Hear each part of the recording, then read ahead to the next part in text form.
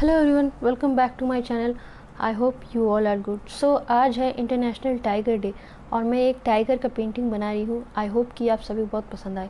एंड हम international tigers day क्यों मनाते हैं, कुछ लाइंस मैं आप लोगों को बोलना चाहती हूँ। वह है ग्लोबल टाइगर डे और international tigers day is celebrated every year on July 29th as a way to raise awareness about the magnificent but endangered big cat। और एक स्लोगन है जो मैं आप लोगों को बोलना चाहती हूँ, वो है tiger T tomorrow no one will know us, I identify in the world, G greatest king, E everybody should protect them, R rowing for save him, S so let's start to save the tigers. I hope कि मेरा slogan आप लोगों को बहुत पसंद आए। And like share and subscribe and thanks for watching.